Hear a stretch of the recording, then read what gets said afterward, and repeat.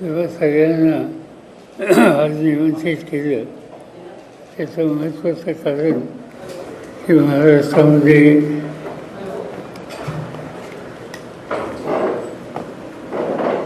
पावसाची स्थिती गंभीर आहे. राज्यामध्ये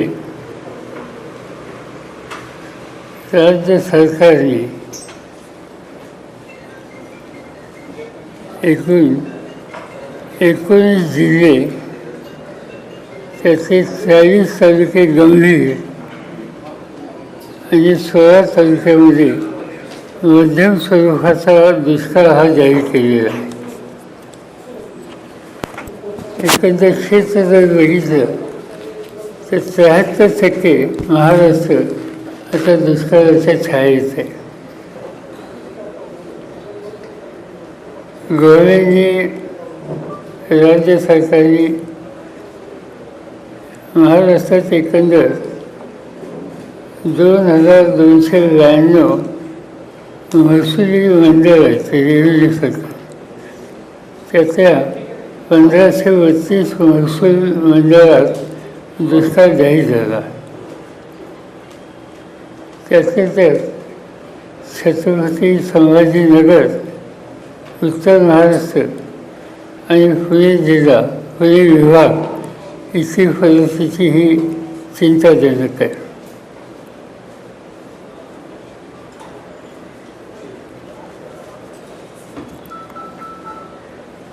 पाण्याची टंचाई, आपल्याकडे देशात सगळ्यात जास्त धरणं आहेत, पण या धरणाची अवस्था जर बघितली तर जी मोठी धरणं आहेत त्याच्यामध्ये आज जलसाठा किती आहे याची आकडेवारी मिळाली. संभाजीनगर इथल्या धरणामध्ये 10% पाणी आहे. 44 धरणात. पुणे विभागात 35 धरणं आहेत, तिथं 16% पाणी आहे. नाशिकमध्ये 22 धरणं आहेत, तिथं 22% पाणी आहे. आणि कोकणामध्ये 11 धरणं आहेत, तिथं 29% पाणी आहे. ही मोठी धरणं. आपल्याकडं मध्यम प्रकल्प आहेत. मध्यम प्रकल्प छत्रपती संभाजीनगरला 81 आहेत, तिथं 6% 6.43 6.43 एवढा जलसाठा आहे. पुण्यामध्ये पुणे डिव्हिजन 50 प्रकल्प आहेत, तिथं 24% जलसाठा आहे. आणि बाकीच्या ठिकाणी 39, 37, 57 वगैरे वगैरे आहे. त्यातल्या त्यात मोठी धरणं जी महाराष्ट्रात आहेत, उदाहरणार्थ उजनी, तिथं उपयुक्त जलसाठा 0 आहे.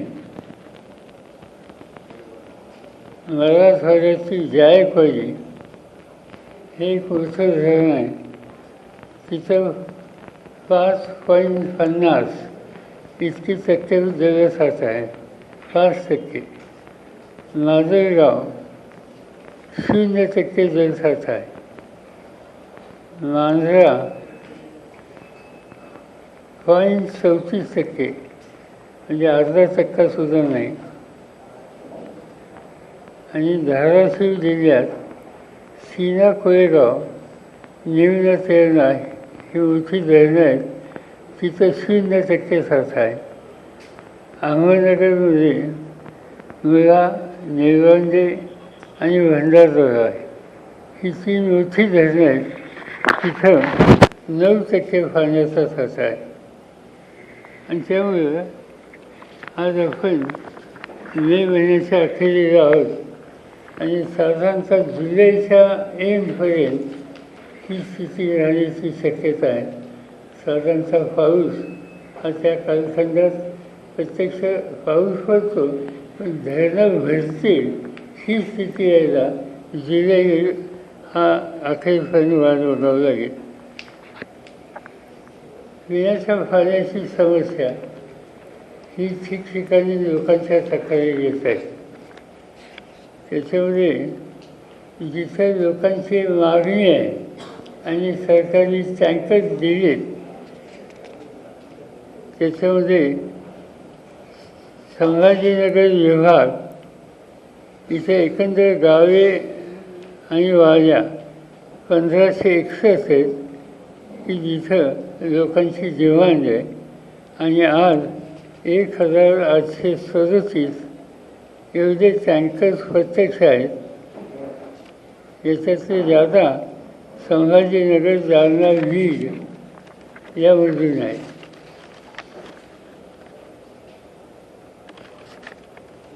त्याच्याशिवाय काही जिल्हे असे आहेत मराठवाड्यातले की आज वेळीच तिथं लक्ष नाही दिलं तर आणखीन काही दिवसांनी स्थिती गंभीर होईल.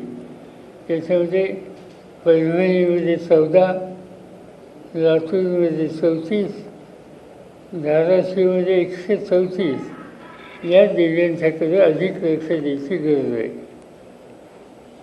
पुणे विभागामध्ये 635 गाव आणि वाड्या इथं टँकरने पाण्याचा पुरवठा आहे.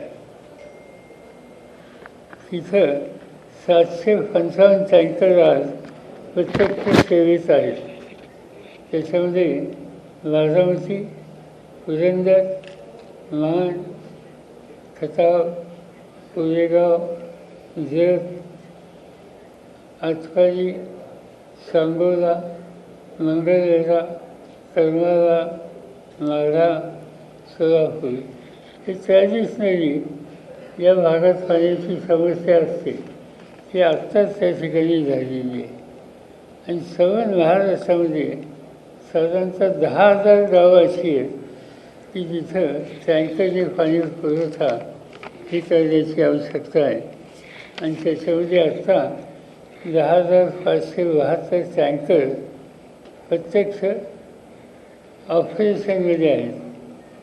आता हे 8 तारखेला 10,572, या तारखेला गेल्या वर्षी किती होते याचा आकडा जर घेतला तर आपल्याला अंदाज येईल. गेल्या वर्षी 1,108 होते, 1108, आणि ॲज अगेन आज 10,572.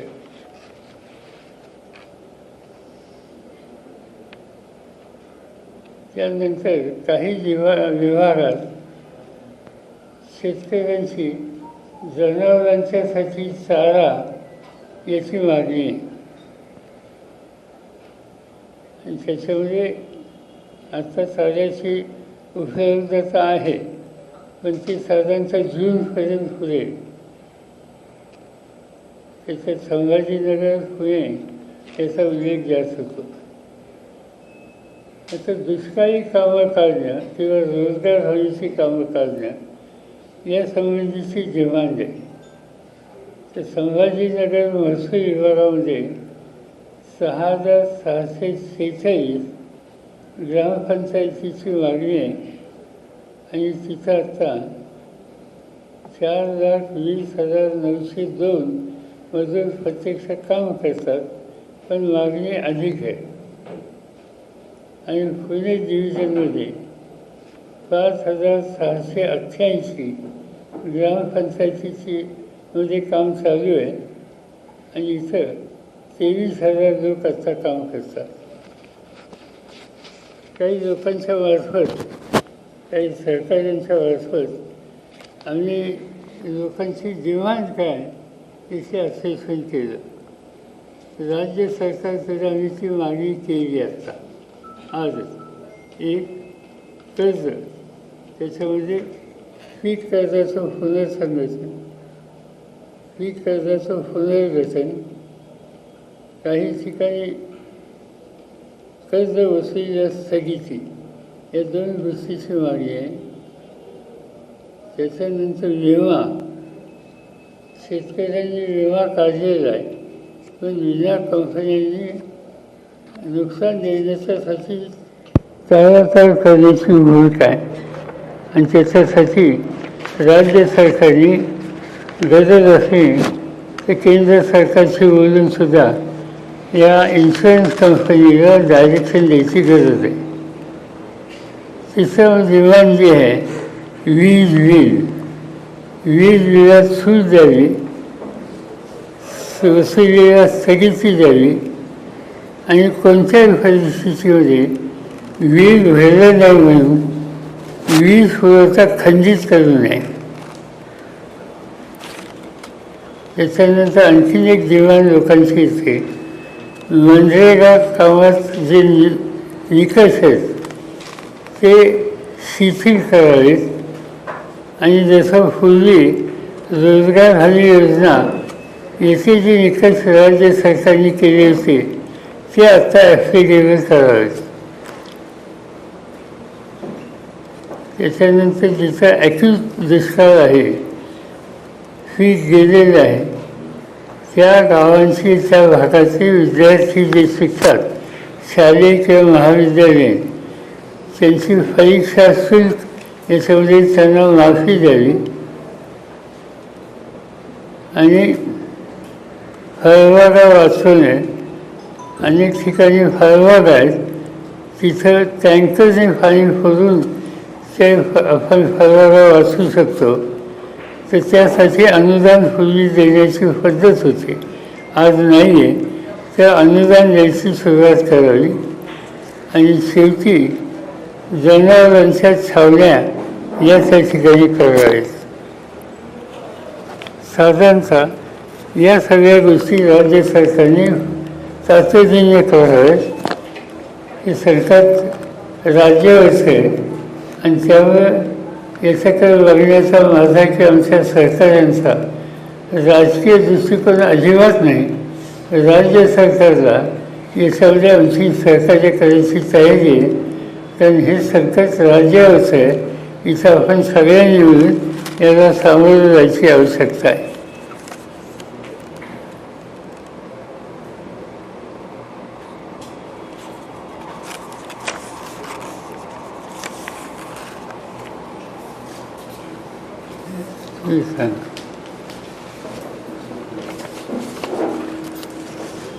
याचं काही कुणाला काही विचारायचे? शेतकऱ्यांसाठी असल्यामुळे आचारसंहिता शिथिल अद्याप व्हायला 4 जूनची त्याचं काही एकंदरीत बंधन किंवा त्याचा काही नुकसान या मदत कार्यामध्ये होऊ शकतं का? शासनाला काही धोरण आचारसंहिता शिथिल करण्याची गरज वाटते का? कारण हे जे निर्णय आहेत त्यातले काही निर्णय आहेत. राज्य सरकारने त्याची मागणी केलेली आहे, ती मागणी योग्य आहे. आचारसंहिता शिथिल करावीच लागेल. पण इलेक्शनची प्रक्रिया आपल्या राज्याची संपलेली आहे, त्यामुळे आता आचारसंहितेचा अभ्यास करण्याचं काही कारण नाही आणि ती भूमिका राज्य सरकारने घेतली ती योग्य आहे. सर, पीक कर्जाबाबत शेतकऱ्यांना मोठी अडचण येत आहे, कारण सिबिलची अट बँकेने टाकली आहे. त्याआधी मागणी केली होती की सिबिल अट काढून पीक कर्ज शेतकऱ्यांना योग्यरित्या द्यावं, परंतु बँका मात्र त्या गोष्टीकडे दुर्लक्ष करत आहेत. सतत बँकांच्या बद्दलची ही तक्रार आहे आणि त्या संबंधीची मागणी आम्ही केलेलीच आहे. हा मुद्दा अत्यंत महत्त्वाचा आहे. त्याच्यामध्ये बँकांनी आपला एफर्ट बदलण्याची आवश्यकता आहे. सर, एक मुद्दा असा आहे की निवडणूक पूर्ण प्रक्रियेदरम्यान एप्रिल आणि मे महिन्यात होती, पण निवडणूक प्रचारामुळे याकडे दुर्लक्ष झालं का राजकीय नेत्यांचं किंवा प्रचार सभांमुळे? नाही, असं आहे की आचारसंहितेमुळे सरकारला सुद्धा मला दोष देता येणार नाही. कारण जी गाईडलाईन दिली होती त्या गाईडलाईनमध्ये समस्या हे होत्या आणि त्यामुळे डिले झाला. आता प्रचार संपला आहे, त्यामुळे आता लवकर करून टाकूया. उगीच कुणाचं चुकलं कुणाचं काय होतं याचं खबर जाण्याच्या ऐवजी लवकरात लवकर निर्णय घेऊन ते राहून लोकांना रिलीफ द्यायची गरज आहे. क्लास 3 पर्यंतचे अधिकारी निवडणूक कामामध्ये आहेत, निवडणूक ड्युटीवरती आहेत, त्यांना रिलीव्ह करण्याची गरज वाटते का? तुम्ही पत्र मिळालं का? असं आहे की साधारणतः जे जिल्हे जे तालुके जिथे ही समस्या आहे तिथे स्थानिक पातळीचे जे अधिकारी आहेत त्यांना घेऊन काम करणे शक्य आहे. त्याच्यामुळे एकंदर कामाला काही संख्या कमी आहे, थोडं पैसे जास्त असेल पण अशक्य नाही आहे. मुख्यमंत्र्यांनी एक दुष्काळ संदर्भात त्या बैठकीला फक्त 2च पालकमंत्री उपस्थित होते. ते मला ठाऊक नाही. कुणी मिटिंग बोलवली? मुख्यमंत्र्यांनी काल दुष्काळी मराठवाड्या संदर्भात पण तिथे एवढे दुर्लक्ष केलंय की दोनच फक्त पालकमंत्री उपस्थित होते, इतर पालकमंत्री बाहेर आहेत. याची नोंद ही मुख्यमंत्र्यांनीच घेतली. मुख्यमंत्र्यांनी बोलवल्याच्या नंतर त्या विभागाच्या एकंदर मंत्र्यांच्यापैकी 2च मंत्री येत असतील तर याची नोंद मुख्यमंत्र्यांनीच घेतली पाहिजे. कालच्या बैठकीला उपस्थित नव्हते. काल मराठवाड्यात मुख्यमंत्र्यांनी जी बैठक घेतली, सर्व जिल्हाधिकारी होते, 2 पालकमंत्री होते जसं ते म्हणाले, पण स्वतः कृषी मंत्रीच हजर नव्हते त्या बैठकीला. तर काय सरकारमध्ये काहीतरी विसंवाद आहे असं वाटतं? मला माहीत नाही, पण असं आहे की कृषी मंत्र्यांचा जिल्हा हा दुष्काळाच्या दिवसाला अनेक गंभीर जिल्ह्यांची यादी आहे त्याच्यामध्ये येतो. आणि मुख्यमंत्र्यांच्या मिटिंगला तेही हजर नव्हते मला माहीत नव्हतं, तुमच्याकडनं ऐकलं. हे आणखीन सिरियस आहे. या सगळ्या प्रश्नाकडे कशा पद्धतीनं मंत्री बघतात ह्याची ही उदाहरण आहे. माझी मुख्यमंत्र्यांना विनंती आहे की हे पॉलिटिकल आम्हाला करायचं नाही, आपण गांभीर्याने या प्रश्नाकडे बघावं आणि या पद्धतीचं दुर्लक्ष तुमच्या सरकारांच्याकडून होत असेल तर त्याची नोंद तुम्ही घेतलेली आहे आणि करेक्टली ॲक्शन घेतलेले आहेत हे आम्हाला दिसेल असं करावं. पण सरकार कुठेतरी असंवेदनशील आहे का? सरकार ज्या पद्धतीने मुख्यमंत्री बैठका घेतात, दोन्ही उपमुख्यमंत्री जनतेला दिसत नाही या सगळ्या दुष्काळी परिस्थितीमध्ये. असं आहे की असं आम्हाला लोकांना सुद्धा ही याची फेस न्यूज घ्यायची वेळ आली. त्याचं कारणच हे की राज्यामध्ये या प्रश्नाकडे पाहिजे तसं बघितलं नाही. आत्ता आम्ही तुमच्यामार्फत राज्य सरकारला जागा करायचा प्रयत्न करतो. एवढं करून जर जागे नाही झाले तर इतर मार्ग आहेत. पवारसाहेब कालच्या मुख्यमंत्र्यांच्या पत्रकार परिषदेमध्ये मराठवाडा वॉटर ग्रेडच्या संदर्भामध्ये प्रकल्पासाठी जो निधी होता तो महाविकास आघाडीच्या कार्यक्रमामध्ये दिला गेला नाही असा आरोप केला गेला, त्याच्यावर काय म्हणतात? मला माहिती नाही, माझ्याकडे त्याची ऑथेंटिक माहिती नाही. सर, आता 24 तारीख आलेली आहे. 7 जूनला साधारणपणे मुंबई आणि कोकण पट्ट्यातला त्याच्यामध्ये पाऊस येतो. आता आपण ही मागणी करता तर जो कालावधी आहे हा कालावधी पुरेसा वाटतो का ही सगळी मदत पोहोचवायला शेवटपर्यंत पोहोचेल काही मदत? कारण तोपर्यंत तर पाऊस येईल महाराष्ट्रात. नाही, सगळं जून महिना आहे. हा जून महिना हा महाराष्ट्रात साधारणचा कोकणातला काही भाग सोडला तर नेहमीच पाणी पर्जन्य या महिन्यात मिळत नाही आणि हे जून जुलैपर्यंत करावं लागेल. अवकाळी पाऊस ठिकठिकाणी पडत आहे. विदर्भ पश्चिम महाराष्ट्रामध्ये मोठ्या प्रमाणात पडत आहे. अनेक शेतकऱ्यांचे पिकं खराब झाली आहे. त्याच्यामध्ये आंबा असो, कांदा असो आणि ते कांद्याची बी असो. परंतु यामध्ये जे पीक विमा काढला होता त्या प्रकरणामध्ये पीक विमा कुठल्या प्रकारचे गंभीर या ठिकाणी कंपनी दिसत नाही. वारंवार मागणी करतानाही या ठिकाणी हे करत नाही. सरकारसोबत त्याचं साठवणूक आहे, यामुळे शेतकऱ्यांना पीक विमा देत नाही असं वाटतं. अवकाळी पाऊस आणि गारपीट याची साधारणतः माहिती माझ्याकडे मी मागवली होती जिल्ह्यात. याच्यामध्ये सोलापूर, नाशिक, जळगाव, बीड, वाशिम, अमरावती, बुलढाणा आणि यवतमाळ इथं नुकसान झालेलं आहे.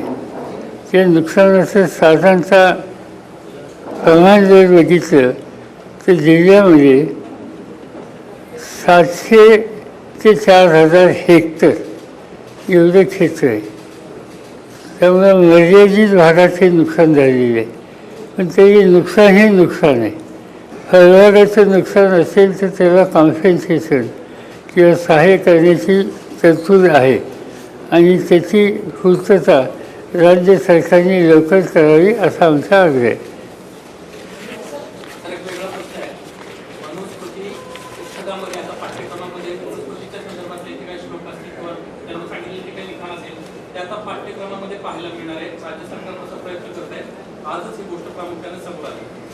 माझ्या वाचण्यात आल्यास त्याच्यामध्ये ज्या 2-3 गोष्टी आहेत त्याच्यात मनुस्मृतीचाही उल्लेख आहे.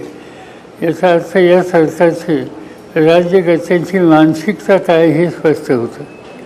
आणि या गोष्टीच्याबद्दल शैक्षणिक क्षेत्रातले जे जाणकार आहेत त्यांनी विचार करावा. यासंबंधीची आपली आग्रही भूमिका सरकारच्या समोर घेतलीच पाहिजे. जर नाही घेतली तर मग अनेक अशा संस्था आहेत प्रादेशिक विचाराच्या, त्या स्वस्थ बसणार नाहीत. पवारसाहेब, लहान मुलांना शाळेमध्ये पसायदानपासून सुरुवात करायची, त्यावेळेस मुलांना पसायदान असो आणि इतर ज्या गोष्टी आहेत त्या शिकवायच्या, परंतु आता मनुस्मृतीकडे नेण्याचा प्रयत्न हा तेच तर सांगितलं. संकल्प आहे. पुस्तकामध्ये त्यांचे काही पाठ्यक्रम निश्चित केले आहेत. माझ्या वाचनात आल्यास त्याची ऑथेंटिक माहिती माझ्याकडे नाही की सवन पुस्तकं रिराईज करण्याचा कार्यक्रम हे सरकार हातात घेते. ती बातमी असल्यास मला चिंता वाटायला लागली. रिराईज याचा अर्थ आता काय त्या ठिकाणी मुलांच्या डोक्यात ते घालायचा प्रयत्न आहे हे आज सांगणं अवघड नाही. प्रत्यक्ष रिराईज केलेलं पुस्तक हातात आल्या मी तुमच्याशी बोलू. प्रश्न आहे की मागच्या काही वर्षांमध्ये आपण बघितलं तर मराठवाड्यातले काही जिल्हे असतील किंवा मग इतर काही भागात तर ठराविक भागामध्ये दुष्काळ असायचा. आता येत्या काही दिवसामध्ये हा जो पट्टा आहे किंवा ही जी संख्या आहे जिल्ह्यांची दुष्काळाची ती वाढताना पाहायला मिळते. तर या संदर्भात राज्य सरकारने काही ठोस पावलं उचलण्याची गरज आहे का, तर मग भविष्य जे आहे ते अशाच पद्धतीने अंदाज. मला असं वाटतं की राज्य सरकारने, मी सुरुवातीला सांगितलं की हा विषय आपल्याला पॉलिटिकलाइज करायचा नाही, संकट आहे. आणि म्हणून एक अर्ध्या दिवसात राज्य सरकारने विविध राजकीय पक्षाच्या नेत्यांना किंवा विधिमंडळाच्या त्यांच्या सरकारांना निमंत्रित केलं. जे जिल्हे याच्यामध्ये अफेक्टेड दिसतात त्या जिल्ह्याचे लोकप्रतिनिधी त्यांना निमंत्रित केलं आणि एकत्रित बसून आपण आणखीन काय करू शकतो याची चर्चा केली. तर माझी खात्री आहे की लोकप्रतिनिधी इलेक्शनच्या पार्टी त्यांना सहकार्य करतील.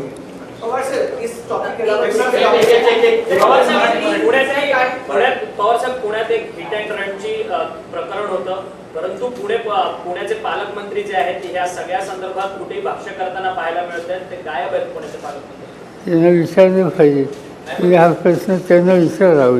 पण त्याच मुद्द्यावर आहे की ते जे आरोपी आहेत किंवा अग्रवाल जे विरोध आहे त्यांचे वकील आणि तुमचे रिलेशन दाखवले जात आहेत. विरोधकांकडून म्हटलं जातं माझे ते वकील जे आहेत त्यांच्याबरोबरचा फोटो दाखवला जातो.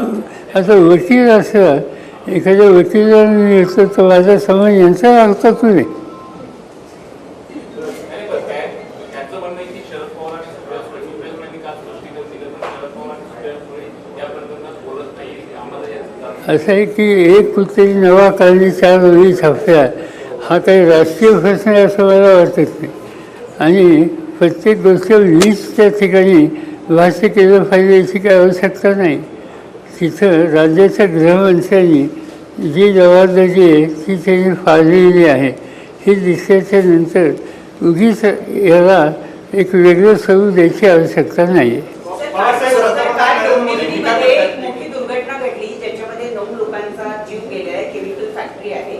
MIDC जी आहे ती आजूबाजूच्या रहिवासी इमारती आहेत, बंगल्यात आणि त्याच्या आतमध्ये ती MIDC आहे ती हलवा अशी मागणी करतात. बॉयलरचा स्फोट झाला आणि त्याच्यामध्ये बरीच असं आहे की त्या भागात कारखान्याची बरीच आहे की एकदम हलवा असे एकदम डिमांड करणं हे कितपत व्यवहार आहे हे तपासलं पाहिजे. आज एकदम सांगता येणार नाही. पंतप्रधान नरेंद्र मोदी यांच्यावर पुन्हा टीका केली आहे. त्यांनी एका खासगी वृत्तपत्रामध्ये म्हटलं आहे की महाविनाश आघाडीमध्ये पवार कुटुंबियांना पुढे राजकारणात न्यायचं आहे, म्हणून पवार कुटुंबियांचं तुमचा पक्ष जे आहे ते काँग्रेस पक्षात विलीन करण्याचा प्रयत्न आहे अशी पंतप्रधान नरेंद्र मोदी बोलतात. असं आहे की या सगळ्या काळात प्रधानमंत्र्यांची जी स्टेटमेंट्स आहेत ही चिंता व्यक्त करावी अशी स्टेटमेंट्स आहेत. देशाचा प्रधानमंत्री या लेवलला जाऊन बोलतात हे यापूर्वी आम्ही कधी पाहिलेली नव्हतं. अनेक गोष्टी त्यांच्या गेल्या 8-10 दिवसातल्या सांगता येतील, पण माझा आजचा विषय तो नाही. त्यासाठी मी स्वतंत्र तुमच्याशी बोलेन. आता दुसरा एक विषय मला सांगायचा आहे की आता काही लिगल गोष्टी म्हणजे मतदान झालं आणि त्या मतदानाच्या प्रक्रियेमध्ये काही ठिकाणी सिरियस तक्रारी आलेल्या आहेत. त्याचं स्वरूप आमचे लिगल एक्सपर्ट प्रांजल या ठिकाणी आहे, ते सांगतील one by one.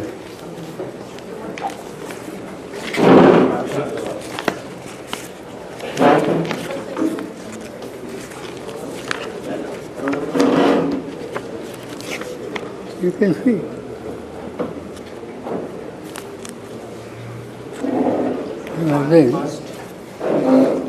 First issue is that of Form 17C. As per the Representation of People's Act, Form 17C is the only proof of the number of votes polled in a polling station. As per procedure, that Form 17C has to be given to each booth agent on the day of the polling at the very end, say at 6 o'clock or 7 o'clock. Further, each copy... You explain what is this form? Form 17C is a proof that at each booth how many votes have been polled. Now the issue arose because Election Commission delayed the publication of votes polled by 11 days for first phase and by 5 days for second phase. Because of that, there is widespread distrust. Now going back to the legal provisions, it is upon each returning officer to provide the 17C forms to the candidates. This petition was then filed before the Supreme Court. That Form 17C, since at a widespread level is not being provided to the candidates, there is distrust because you have delayed by 11 days and 5 days in publication. Why is the Form 17C not published online? Today itself, 15 minutes back, the Supreme Court has, not on merits, stated that since this is an interim application, we will take it up with the final application. We are taking a hands-off approach. We are not deciding anything during the course of the election, but we are not commenting on the merits. The problem becomes the affidavit filed by the Election Commission of India, where they gave a disappointing excuse that such disclosure to public would allow mischief by the public by morphing the images, which could impact the counting of results even and cause distrust. With transparency being the cornerstone of a healthy democracy, how can the right of citizens to complete information be curtailed in the name of digital security measures and lack thereof by the Election Commission? That is first question. Second question, with the original copies safely secured, the excuse by the ECI that mere public disclosure of voting percentage could impact the counting of results is furthermore alarming. It is causing furthermore distrust. And lastly, this logic by the ECI is not being used when they are publishing affidavits of candidates online. These affidavits could also be morphed. These affidavits could also result in distrust and information what a voter has of a particular candidate. So that logic is not applied there, but a contradictory logic is being applied here. And therefore, we are appealing to the Election Commission to reconsider their affidavit. We understand that the Supreme Court has today taken a hands-off approach, but the Election Commission has a duty to inspire confidence in the voters at large. When such allegations are being made, when the voting percentage is changing day by day, within a day 20% voting percentage is changed, why is Form 17C not disclosed by the Election Commission of India? That's the first issue. The second issue is that of re-polling request in Parli Taluka in Beed Lok Sabha constituency. Parli Taluka. Much before the election on 13th, we approached the returning officer of Parli Taluka, Beed Lok Sabha constituency, and requested that these set of booths should be notified as critical polling booths. However, we received a response that at a random 50% of booths in each Vidhan Sabha are being notified as critical polling booths, which is against the advisory of the Election Commission of India. We again on 11th, which is again before election, requested that our list of critical polling booths, which are called conventionally sensitive polling booth lists, please be notified, CCTV footage be given. That again request was rejected. On 13th, there was widespread booth capturing in Parli Taluka in Beed Lok Sabha. Videos have been played across media channels. It is a case which has not been seen in the history of India, where people, where strongmen were seen coming to the booths, voting constantly, voting in the name of people who were non-existing, completely capturing the booth from 2 p.m. onwards. numerous complaints were made on 13th May itself that booth capturing is happening at all of these booths, and the lists were given. We received no response. On 18th, we made a detailed communication appeal to the State Election Commission and Election Commission of India that in Parli Taluka, re-polling must be ordered because the sanctity of the votes polled there has no meaning left, with clear cases of videos of booth capturing. One very distinct video is that the EVM machine is kept there right in front of the EVM machine. There is a poster that Pankaja Munda ki Monday ki hawa chal rahi hai. Right in front of the EVM machine this is happening. This is a blatant case of booth capturing. We have requested. We have still not received any favorable order in this regard. Third issue is of the Baramati strong room CCTV footage, which was switched off for 45 minutes. Our Honorable National Working President had made an appeal. We filed a legal complaint. The returning officer came back with an explanation that because of certain wires being removed, that viewing facility was not available. This explanation is not worthy when the electoral is in question. Further, the returning officer, after the State Election Commission ordered her, gave us a viewing facility. We viewed the video, but our appeal remains to the Election Commission that a copy of the video be provided to us, a digital forensic audit of the video be done, because in a case where deepfake videos are at large, it is very much possible that that particular video, when the CCTV footage was off, is in loop, is fake, is morphed. There is a possibility, and therefore, in the interest of inspiring confidence, we have requested for a copy to be given to us. The Election Commission heard our appeal, has given a favorable order, has ordered the returning officer to give us a copy of the same. However, as of right now, we have not received the copy. Another issue of entirely bogus voting, impersonation of voters happened on 6th May midnight at PDCC Bank Valley branch. 3 days before that, we anticipated this fraud. We approached the Election Commission on 3rd May and informed them that fake passbooks are being issued by certain banks. To really make them understand that how is fake passbook resulting in bogus voting, the case was that if in a voter list A's name is written, B goes to a particular bank which is clearly biased and gets a fake passbook in the name of A but having the photo of B, and then goes and votes before A. That results in bogus voting. 3 days before, we informed the Election Commission that a case of bogus voting is being taken place in Baramati. We informed them, the Election Commission took notice, requested the RO to please consider whenever an objection is raised when someone shows this passbook, PDCC bank passbook, as a verification. However, on 6th May midnight, exactly that happened what we anticipated. The bank was open till 3 AM. We requested for FIR to be registered. No FIR was registered until 7th May evening. On 7th May evening, when the FIR was registered, that FIR itself says that as per the CCTV footage of PDCC bank, 40 to 50 people at 1 o'clock in the night on 7th May, which is hardly 6 hours before the polling, were seen to go to the director's cabin, come out of the director's cabin, and they had cash in their hands.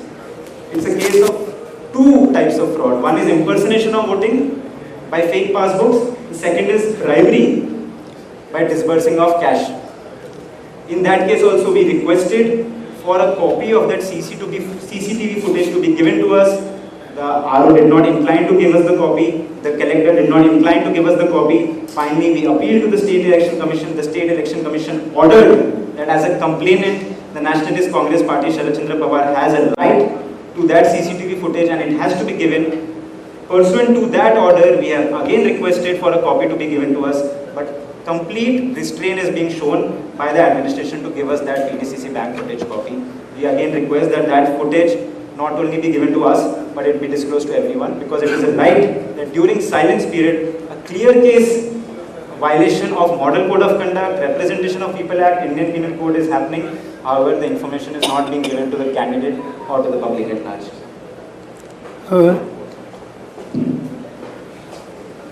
कित्येक ठिकाणी अशा तक्रारी आलेल्या आहेत की 17C form काय असतो तर 17C म्हणजे सकाळी 9 वाजता सुरू झालं ते कधी केलं आणि संपल्यावरती तो 0 लागून आणि वोटिंग घेतात, त्याच्यावर नोंद करतात, त्याच्यावर आरोसही करतो आणि इतक्या वाजता वोटिंग बंद झालं असं लिहितो. त्याच्यामुळे हे जे पत्र असतं तो काउंटिंग एजंट त्या मशीनशी टॅली करतो, की मशीनला तो टॅली करतो, त्या सह्या बघतो, त्या सह्या सगळ्यांसमोर केलेल्या असतात. हा जर दिला नाही याचा स्पष्ट अर्थ की मतदानाच्या मशीनमध्ये मला कुठलाही गोंधळ घालता येतो. आणि देशभरात अशा तक्रारी आहेत की 17C फॉर्म हा देशभरात काही ठिकाणी देण्यात आलेला आहे. आणि आता म्हणजे साधारण नागरिक म्हणून माझं म्हणणं आहे की ते डॉक्युमेंट पब्लिक डोमेनमध्ये आहे. जर 10 उमेदवारांकडे ते आहे तर ते पब्लिक डोमेनमध्ये आहे. तुम्ही ते अपलोड करून टाका आणि जगाला पाहिजे तर पाहू द्या की हा 17C फॉर्म हा असं झालेला आहे. त्याच्यामध्ये मॉर्फिंग होऊ शकत नाही, त्याच्यामध्ये काही वेगळं काही होऊ शकत नाही. निवडणूक आयोग लपवाछपवी करते, ते का करते ते आम्हाला माहिती. सर पवार सर मैं हिंदी में जानना चाहता हूँ, आपकी लीगल टीम ने 2-3 मुद्दे उठाए और सीरियस एलिगेशंस लगाए किसी के ऊपर. आप लोग किसकी जगह पर रीपोलिंग की मांग कर रहे हैं, कहाँ पे भागते हुए, सर हिंदी में बता दीजिए सर. पवार साहब We have ordered for repolling only in Parli Taluka of Beed Lok Sabha constituency. We have more than 200 such videos which clearly show booth capturing. A bare perusal of those videos by anyone, leave any expert, will show that this is booth capturing, which is a clear-cut example of intimidation, threatening by the government administration itself. It is not a case that we did not file the complaints. It is not a case that we did not give any proof, but we have not received any orders. Sir सवाल ये है कि कल ही सिद्धार्थनगर में केंद्रीय गृह मंत्री अमित शाह ने ये दावा किया कि हम जो है 300 के पार चले जाएंगे, 5 जो फेजेस के इलेक्शन हो चुके हैं, और कांग्रेस 40 पार भी नहीं आ पाएगी. क्या आपको लगता है कि जो 17C का मुद्दा उपस्थित हो रहे हैं, ये जो कॉन्फिडेंस है, क्या इस तरह की धांधलियों की वजह से कॉन्फिडेंस है? इस पूरे अमित शाह के कहने पे आपका क्या कहना है? जहाँ तक उनका स्टेटमेंट मानने भी पड़ा, मेरा जवाब इतना है कि शायद 480 तक हो जाएंगे. इससे कम क्यों दिखाते? कोई स्टेटमेंट, इसको कोई आधार नहीं, कोई फिगर देना रिस्पॉन्सिबल आदमी ने, हाँ प्रधानमंत्री या होम मिनिस्टर वो छोड़कर किसी ने कुछ कहा था तो इस पर कमेंट कर सकते थे, मगर रिस्पॉन्सिबिलिटी जिनके कंधे पर है, ये लोगों का इस तरह का स्टेटमेंट हम इसका स्वीकार नहीं करते. पवार साहब एक सवाल है, जयराम रमेश का एक बयान आया है जिसमें जयराम रमेश ने ये कहा है कि जिसकी इंडिया गठबंधन में सबसे ज्यादा सीटें होंगी 2004 की तरह उसी का उम्मीदवार जो है प्रधानमंत्री पद पर बैठेगा. इस पर आपकी क्या प्रतिक्रिया है? मेरे पास जिससे हर चीज़ की इंफॉर्मेशन नहीं है, इसलिए मेरे जैसे आदमी ने विदाउट प्रॉपर इंफॉर्मेशन ऐसे सेंसिटिव इश्यूज पर स्टेटमेंट करना मैं गलत समझता हूँ. तो क्या ओबीसी में मुस्लिम को आरक्षण दिया जाएगा? इंडिया गठबंधन की सरकार अगर आती है, आपकी सरकार आती है केंद्र में, तो क्या मुस्लिमों को ओबीसी में आरक्षण दिया जाएगा? जहाँ तक मुझे मालूम है कि महाराष्ट्र में 20 साल पहले उन्हें रिजर्वेशन दिया है, आज ये है. और ये निकालने की भाषा को बीजेपी करे. प्रधानमंत्री नरेंद्र मोदी हिमाचल प्रदेश में कहते हैं कि जब कांग्रेस यूपीए की सरकार थी तब कांग्रेस जो पाकिस्तान था वो भारत के सीने पे नाचता था. आज हमारी सरकार ऐसी है कि हम घुसकर मारते हैं. पाकिस्तान के नाम पे देश को डराने की कोशिश कांग्रेस और इंडी गठबंधन कर रही है. ऐसा हिमाचल में प्रधानमंत्री नरेंद्र मोदी कई जगह पर बोले हैं. प्रधानमंत्री आजकल जो बोलते हैं इसका कॉग्निजेंस लेने की कोई आवश्यकता नहीं. Such important position gentleman is occupying, Prime Minister, is an institution, and that person who is in charge of that institution are making this type of statement. It's a very funny situation. हो गया last है. ज्यावेळी आकडेवारी आली होती आणि त्याच्यानंतरची जी आकडेवारी आली त्याच्यात महाराष्ट्रात 16 लाखांच्या मतांचा जो आहे तो फरक पाहायला मिळाला. दुसरा प्रश्न असा आहे की महाराष्ट्रात जेव्हा आता मतदान झालं, 5% मतदान झालं, त्यात दहा मतदारसंघ जे आहेत विधानसभेचे त्यात सगळे मंत्री आहेत आणि त्या मतदारसंघाचे ते सगळ्यात कमी मतदान झाले, त्यात बारामती सुद्धा एक जिल्हा आहे. मला माहिती नाही साहेब, त्याच्यावरच आम्ही बोलतो आहोत की वाढलेली जी मतांची संख्या आहे आणि जर 17C फॉर्म द्यायला निवडणूक आयोग नाकार देत असेल तर याचा अर्थ कुठे ना कुठेतरी काहीतरी शिस्त आहे. असा एक बेसिक प्रश्न आहे की पारदर्शकता न ठेवता इलेक्शन कमिशन संशयास्पद स्थिती का निर्माण करते? ट्रान्सपरन्सी का नाही? जर 17C तुमच्याकडे, माझ्याकडे, यांच्याकडे तर ती तुमच्या वेबसाईटवर येऊन द्या ना, तुम्ही कशाला लपवताय? त्यामुळे देशभरामध्ये इलेक्शन कमिशन विषयी एक संशयाचं वातावरण तयार करतंय की ते मुद्दामून काहीतरी करण्याचा प्रयत्न करताय. आता आम्ही एक तक्रार केली होती, प्रांजलनीच केली होती अजितदादांनी भाषणात असं म्हटलं होतं, तलाव पण भरले जात आहेत त्याची काळजी करू नका, पण त्याकरता उद्याच्या 7 तारखेला होणाऱ्या लोकसभेच्या निवडणुकीच्या निमित्ताने 3 मशीन येणार आहेत. 1, 2, 3 मशीन मध्ये आम्ही ज्याला विनंती करतो त्या महायुतीच्या उमेदवारावरून 2 नंबरचे नाव आहे, त्याच्या घड्याळाच्या चिन्हावरच्या बाजूचं बटन दाबा. तर जसे हर्षवर्धन व दत्ताभाऊने सांगितलंय तशा प्रकारे आम्ही दिल्लीमध्ये मोदी साहेबांची, अमित साहेब भाईंशी बोलून केंद्राचा पैसा आणू, राज्याचा पैसा मी एकनाथ शिंदे देवेंद्रजी देऊ, त्याबद्दल काळजी करू नका. त्याच्यानंतर ही तक्रार केल्यानंतर इलेक्शन कमिशनने त्याचं कॉग्निजन्स घेतलं आणि त्यांना सांगितलं या अनुषंगाने लक्ष खालील तरतुदीकडे करण्यात येत आहे. भारत निवडणूक आयोगाद्वारे आदर्श आचारसंहितेचा अनुषंगाने राजकीय पक्ष व त्यांच्या उमेदवारांकरता निर्गमित आलेल्या सूचनांमधील सूचना क्रमांक 7.6 येथे आदर्श आचारसंहिता लागू झाल्या कारणाने मंत्र्यांद्वारे असे कोणत्याही प्रकारचे आर्थिक अनुदान घोषित करता येऊ नये. तरी आपणास याद्वारे समज देण्यात येत आहे की वरील नमूद तरतुदीचा आपण भंग झालेला आहे. आपले स्तरावरून अशा प्रकारचे वक्तव्य होणार नाही याची दक्षता घ्यावी. तरीही वारंवार अशी आमिष दाखवण्यात आली, वारंवार असे स्टेटमेंट्स देण्यात आले आणि त्याच्यामुळे आचारसंहिता नावाची कुठली गोष्ट महाराष्ट्रात अस्तित्वात आहे असं आम्हाला कधी वाटलंच नाही. निवडणूक आयोग हे कम्प्लीट फेल झालं महाराष्ट्राच्या ऑपरेशन्स मध्ये. मशीन स्लो झाल्या, नावं गाळली गेली, डिलिटेड झाली. हे मुद्दामून केलं का काय केलं हे समजायला मार्ग नाही. प्रधानमंत्री गिरिराज सिंह जो केंद्रीय मंत्री हैं, उन्होंने कहा है कि जो मुसलमानों को आरक्षण दिया जा रहा है उसमें रिकंसिडर करना चाहिए. अगर अब रिकंसिडर नहीं किया तो एक समय ऐसा आएगा कि भारत वापस से पाकिस्तान बन जाएगा, हिंदुओं का हक छीन लिया जाएगा, ऐसा गिरिराज सिंह ने कहा है सर, केंद्रीय मंत्री. गिरिराज सिंह मैं कई सालों से देखता हूँ पार्लियामेंट में, हमेशा कोई दीर्घ स्टेटमेंट सुनना हो तो वो क्या बोलते हैं इस पर ध्यान.